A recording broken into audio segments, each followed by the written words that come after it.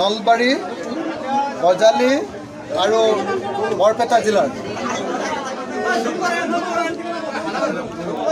বানপানী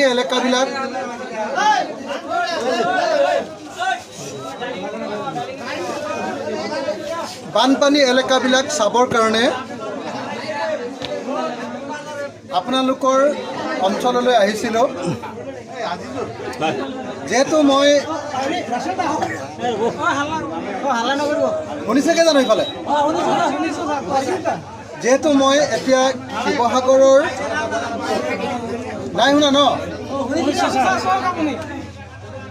যিহেতু মই এতিয়া শিৱসাগৰৰ বিধায়ক, গতিকে শিৱসাগৰটো বানপানী উঠাৰ কাৰণে আপোনালোকৰ এই অঞ্চলত যেতিয়া বানপানী উঠিছে সেই সময়ত মই আহিব পৰা নাছিলোঁ। তাৰ কাৰণে মই ক্ষমা প্ৰাৰ্থী। কিন্তু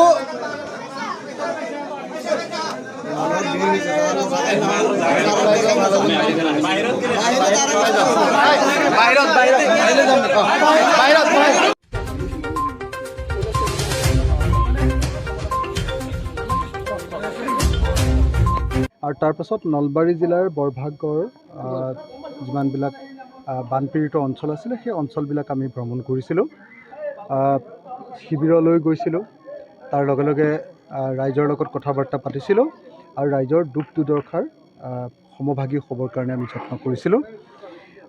আমি দেখিছোঁ তিনিটা কথা আমি আপোনালোকক ক'ব খোজোঁ।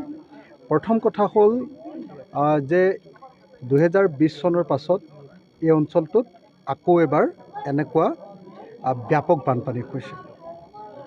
পাগলাদিয়া আৰু নোনা নদীৰ এই যি বানপানী, এই বানপানীৰ প্ৰধান যি কাৰণ, সেই কাৰণ যদি সঁচাকৈ আমি উৎসলৈ গৈ তাক গৱেষণা কৰি তাৰ নিৰাময় ব্যৱস্থা নকৰোঁ, তেতিয়াহ'লে চাগে এইবাৰৰ পৰৱৰ্তী সময়ত বাৰম্বাৰ আকৌ এই অঞ্চলবিলাকত, বৰভাগ অঞ্চল বা গোটেই নলবাৰী জিলাত আকৌ এনেকুৱা বানপানী হ'ব। গতিকে আমাৰ কাৰণে আটাইতকৈ বিচাৰ্যৰ বিষয় কথাটো হ'ল যে ভূটানৰ পৰা নামি অহা যিবিলাক নদী, সেই নদীবিলাকৰ ক'ত ক'ত ভূটানে নদী বান্ধ নিৰ্মাণ কৰিছে, ক'ত ক'ত বিদ্যুৎ উৎপাদনৰ কাৰণে তেওঁলোকে প্ৰকল্প তৈয়াৰ কৰিছে, আৰু ক'ৰ পানী এৰি দিয়াৰ কাৰণে আজি আমাৰ বৰভাগ বা নলবাৰী বা অন্যান্য অঞ্চলবিলাকত বানপানী হৈছে, এই বিষয়টো অত্যন্ত চিৰিয়াছলি অসম চৰকাৰ আৰু ভাৰত চৰকাৰে বিবেচনা কৰাৰ প্ৰয়োজন। এইটো নকৰাকৈ অন্য কোনো কথাৰে আমি আচলতে নলবাৰী জিলাক বা নামনি অসমৰ বিভিন্ন জিলাবিলাকক আমি বানপানীৰ পৰা ৰক্ষা কৰাটো সম্ভৱপৰ নহয়। দ্বিতীয় কথাটো হ'ল যে আমাৰ যিমানবিলাক মথাউৰি আছে, আটাইবিলাক মথাউৰিয়ে পুৰণিকলীয়া মথাউৰি। মথাউৰিবিলাকৰ মানে এইবিলাক আউট অফ ডেট হৈ গৈছে ইতিমধ্যে এই মথাউৰিবিলাক পুৰণিকলীয়া হৈ গৈছে, আৰু এই মথাউৰিবিলাকে বানপানীৰ পৰা, নদীৰ খৰস্ৰোতা সোঁতৰ পৰা অসমৰ মানুহক বচোৱাৰ ক্ষমতা নাইকিয়া হৈ গৈছে। এনেকুৱা 4,474 কিলোমিটাৰ মথাউৰি সমগ্ৰ অসমতে আছে, আৰু আমি ইয়াত দেখিছোঁ যে নলবাৰীতো তেনেকুৱা মথাউৰিবিলাক একেবাৰে ভাগি ছিগি গৈছে। গতিকে মথাউৰি পুনৰ নিৰ্মাণ নহয়, সম্পূৰ্ণ নতুনকৈ নিৰ্মাণ কৰিবৰ কাৰণে, মেৰামতি নহয়, নিৰ্মাণ কৰিবৰ কাৰণে চৰকাৰে ব্যৱস্থা গ্ৰহণ কৰিব লাগিব।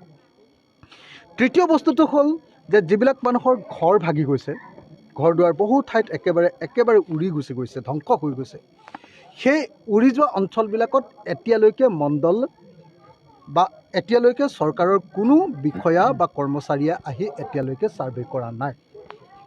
আমি দাবী জনাওঁ যে যিমান অঞ্চলৰ এনেকুৱা ঘৰ দুৱাৰ ভাগি গৈছে, প্ৰত্যেকটো পৰিয়ালৰ ছাৰ্ভে কৰি সেই ছাৰ্ভে ৰূপত চৰকাৰৰ হাতত জমা দি জুলাই মাহৰ ভিতৰত যাতে ক্ষতিপূৰণৰ ব্যৱস্থা গ্ৰহণ কৰা হয়, তাৰ কাৰণে আমি ৰাইজৰ দলে এই মুহূৰ্তত দাবী উত্থাপন কৰিছোঁ। চতুৰ্থ যিটো বস্তু সেইটো হ'ল যে ৰিলিফ। আমাৰ সমগ্ৰ নলবাৰী জিলাখনৰ মই বিশেষকৈ বৰভাগ অঞ্চলটোত আজি যিমানবিলাক অঞ্চল পৰিভ্ৰমণ কৰিলোঁ, আটাইবিলাক অঞ্চলৰ মানুহে কৈছে যে ৰিলিফৰ পৰিমাণটো তেনেই সামান্য।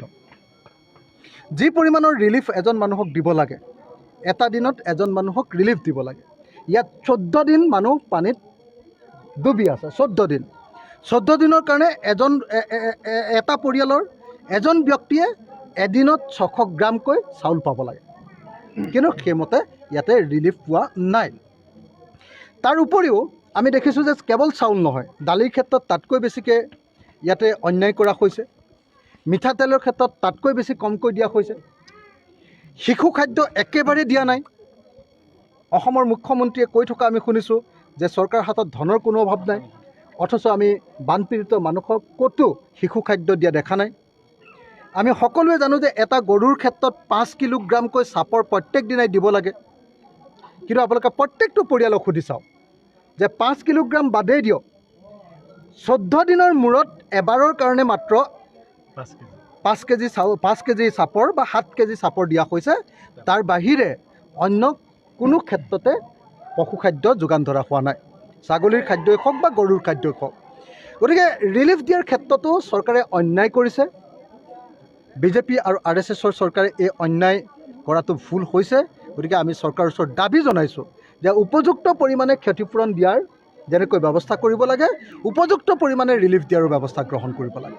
কালি মুখ্যমন্ত্ৰীয়ে পেকেজ ঘোষণা কৰিছে 800 দিব বান ক্ষতিগ্ৰস্ত লোকসকলক। এইটো বৰ দুৰ্ভাগ্যজনক কথা যে আমাৰ মানুহৰ দুখ দুৰ্দশাটোক মাত্ৰ 3700 টকাৰে জুখিব খোজা হৈছে। এটা পৰিয়ালৰ আপোনালোকে দেখি আচৰিত হ'ব যে এটা পৰিয়ালৰ পকা ঘৰ এটা উঠি গৈছে, পূৰা ভাগি গৈছে, তাত চৰকাৰে কেৱল 95,000 টকাৰহে দিয়াৰ ব্যৱস্থা আছে। এটা কেঁচা ঘৰত কেৱল 6,000 টকা দিয়াৰ ব্যৱস্থা আছে, 6,500 টকা দিয়াৰ ব্যৱস্থা আছে। গতিকে এইটো এটা অন্যায়, এইটো মানুহৰ প্ৰতি এটা ব্যাপক অন্যায়। আৰু সেইকাৰণে ৰাইজৰ দলৰ সভাপতি হিচাপে আৰু বিধায়ক হিচাপে মই দাবী উত্থাপন কৰোঁ যে এই ক্ষতিপূৰণৰ পৰিমাণটো বঢ়াব লাগে। এটা পকা ঘৰৰ ক্ষেত্ৰত অতি কমেও 10 লাখ টকাৰ ক্ষতিপূৰণ দিয়াৰ, সম্পূৰ্ণ বিধ্বস্ত হৈ যোৱা পকা ঘৰৰ ক্ষেত্ৰত অতি কমেও 10 লাখ টকাৰ ক্ষতিপূৰণ, আৰু এটা কেঁচা ঘৰৰ ক্ষেত্ৰত অতি কমেও 5 লাখ টকাৰ ক্ষতিপূৰণ দিয়াৰ ব্যৱস্থা গ্ৰহণ কৰিব লাগে। কিন্তু এতিয়া মাত্ৰ 6,500 টকা কেঁচা ঘৰৰ ক্ষেত্ৰত আৰু পকী ঘৰৰ ক্ষেত্ৰত কেৱল 95,000 টকা দিয়াৰহে ব্যৱস্থা আছে। গতিকে এনেকুৱা অন্যায়, এনেকুৱা ধৰণৰ বৈষম্য, এনেকুৱা ধৰণৰ বানপীড়িত ৰাইজৰ প্ৰতি যি তেওঁলোকৰ যি অন্যায়, সেই অন্যায় কাম বন্ধ কৰিব লাগে আৰু মানুহবিলাকক সঠিক ৰূপত ক্ষতিপূৰণ দিয়াৰ ব্যৱস্থা। কেন্দ্ৰীয় চৰকাৰৰ প্ৰতিনিধি আহে আৰু কথা কৈছে বানপানী আপুনি দেখিলে যোৱা 20 দিন ধৰি অসমৰ মানুহ বানপানীত ককবকাই থাকিলে, এতিয়ালৈকে কেন্দ্ৰীয় চৰকাৰৰ পৰা এজনো মন্ত্ৰী নাহিল। কেলৈ মন্ত্ৰী নাহিল? কাৰণ তেওঁলোকে ভাবে যে যদি মন্ত্ৰী আহে ইয়াত ক্ষতিপূৰণ দিবই লাগিব, ইয়াত পেকেজ ঘোষণা কৰিব লাগিব। এতিয়ালৈকে এজনো অফিচাৰ নাহিল ইয়াত ছাৰ্ভে কৰিবৰ কাৰণে কিমান ক্ষতি হৈছে। এইকাৰণে অহা নাই কাৰণ তাৰ কাৰণে আমি পেকেজ পাব লাগিব। তেওঁলোকে গুজৰাটক পেকেজ দিয়ে, তেওঁলোকে বিহাৰক পেকেজ দিয়ে, আনকি কেতিয়াবা তেওঁলোকে পশ্চিমবংগকো পেকেজ দিয়ে।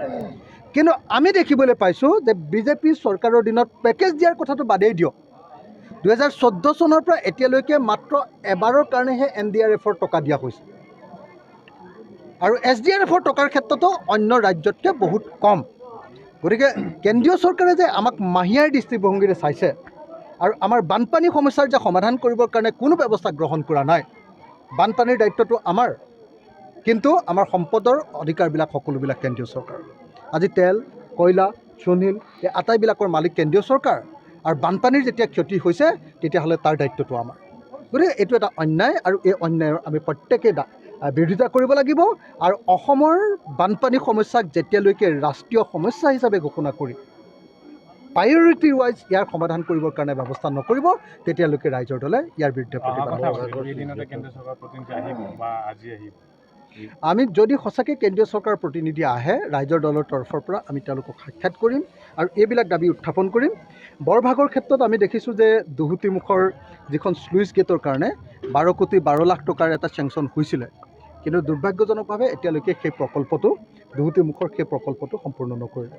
মই আপোনালোকে লেখা বাতৰি কাগজৰ নিউজ পঢ়িছোঁ যে ইয়াৰ দুহুতিমুখৰ 12 কোটি 12 লাখ টকাৰ এটা প্ৰজেক্ট আছিলে, কিন্তু এতিয়ালৈকে সেই প্ৰজেক্টটো কাৰ্যকৰী নহ'ল।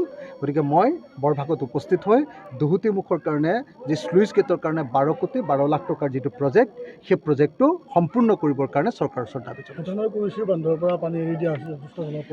ভূটানৰ কেৱল কুৰিচু বান্ধ নহয়, কুৰিচু বান্ধ কেৱল 60 মেগাৱাটৰ। ভূটানত এতিয়ালৈকে অতি কমেও 2500 মেগাৱাটৰ ইতিমধ্যে প্ৰকল্প বনালে, কেইবাটাও প্ৰকল্প বনালে, আৰু বনাবৰ কাৰণে তেওঁলোকে প্লেন কৰিছে 30,000 মেগাৱাটৰ। 30,000 মেগাৱাটৰ বিজুলী এতিয়া 60 মেগাৱাটৰ কুৰিচু বান্ধে আমাক কেনেকুৱা জ্বলা কলা খুৱাইছে। যদি 30,000 মেগাৱাটৰ নদীবান্ধ তেওঁলোকে বন্ধাবলৈ হয় তেতিয়া সমগ্ৰ নামনি অসম ধূলিচ্ছাত হৈ যাব। সেইকাৰণে ভূটানৰ ওপৰত আমি চকু ৰাখিব লাগিব আৰু ভূটানৰ সকলো বৃহৎ নদীবান্ধ আমি বন্ধ কৰাব লাগিব। এইটো অসমীয়া জাতিৰ সংকল্প হ'ব লাগিব। অভিষেক মহন্তৰ বিজেপি গমন আপোনালোকৰে সতীৰ্থ আছিল, যোৱাকালি জইন কৰিলে, কি ক'ব? মানে মই শুনিছোঁ এজন কোনোবা ছাত্ৰ মুক্তিৰ সতীৰ্থই তেওঁ বিজেপি গমন কৰিছে। এইটো নিন্দনীয় ঘটনা। কোনেও আমি সকলোৱে বিজেপিক ঘৃণা কৰোঁ। ই এটা সাম্প্ৰদায়িক দল। কোনো পধ্যে কেতিয়াও এনেকুৱা ধৰণৰ কাম হোৱাটো উচিত। ৰেডিশ্যন ব্লুৰ যিটো তাৰ পৰা গৈ চৰকাৰ কৰিলে, কি ক'ব আপুনি? যিটো মানে অসমৰ প্ৰতি আচলতে ৰেডিশ্যন ব্লুৰ যিটো ঘটনা, শিৱসেনাৰ যিটো ঘটনা, সেইটোৱে প্ৰমাণ কৰে যে অসমৰ প্ৰতি কেন্দ্ৰীয় চৰকাৰৰ দৃষ্টিভংগী কেনেকুৱা।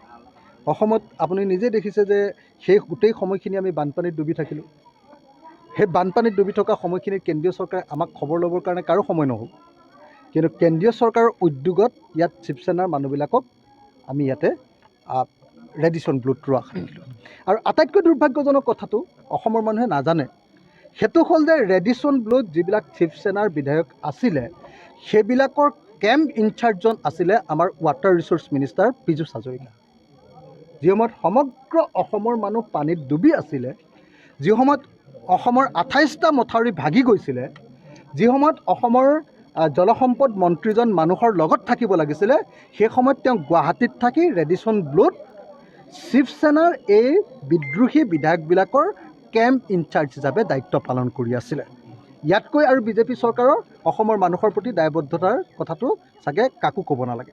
এই কথাটো চাগে অসমৰ মানুহে আজি প্ৰথম শুনিবলৈ পাইছে যে পীযুষ হাজৰিকা ৱাটাৰ ৰিচোৰ্চ মিনিষ্টাৰজন, যাৰ মথাউৰি 28টা ভাগিছে এই সময়খিনিত, সেই মথাউৰি ভঙা মন্ত্ৰীজনে তেওঁ মথাউৰি চাবলৈ নগৈ, মথাউৰি মেৰামতিৰ ব্যৱস্থা নকৰি, মানুহৰ বিপদৰ সময়ত মানুহৰ লগত নাথাকি তেওঁ শিৱসেনাৰ বিধায়কৰ লগত কেম্প ইনচাৰ্জ হিচাপে সেই সময়খিনি গুৱাহাটীত আছে। তেওঁলোকে ৰেডিশ্যন ব্লুৰ বিল পে' কৰা বুলি কৈছে। 51 লাখ টকা মুখ্যমন্ত্ৰী সাহায্য পৰ্যায়ত দণ্ডিত কৰা বুলি মুখ্যমন্ত্ৰীয়ে কৈছে। অসমত যিমান ডাঙৰ বানপানী হৈছে 51 লাখ টকাটো এটা ধূলিকণাৰ নিচিনা। শিৱসেনা বিধায়কৰ এনেকুৱা 2 নম্বৰ বিধায়কৰ 51 লাখ নহ'লেও আমি অসমীয়া মানুহ বাচি থাকিম। গতিকে 51 লাখৰ কোনো চেণ্টিমেণ্ট আমাক দি লাভ নাই। অসমীয়া জাতিয়ে তেনেকুৱা কোনো চেণ্টিমেণ্টৰ প্ৰতি কেতিয়াও লালায়িত নহয়। মুখ্যমন্ত্ৰীয়ে কালি ডিচিক ধমক দিছে, বৰপেটাৰ ডিচিক। মুখ্যমন্ত্ৰীৰ নাটক কিমান চাব? বৰপেটা, আজি নলবাৰী মানুহ, তেওঁ নিজৰ জিলা নহয় জানো, এখন মুখ্যমন্ত্ৰীৰ গৃহ জিলা নহয় জানো? তেওঁৰ পিতৃৰ ঘৰ ইয়াতে নহয় জানো? মই অলপ আগতে তেওঁ গাঁওখন চাই আহিছোঁ। গোটেই গাঁৱৰ মানুহবিলাক বানপানীত পৰিছে, গাঁৱৰ মানুহে ৰিলিফ পোৱা নাই, আৰু তেওঁ ডিচিক ধমকি দিয়াৰ নাটক কৰিবলৈ আহে। এনেকুৱা নাটক পৃথিৱীত বহুত দেখিলোঁ।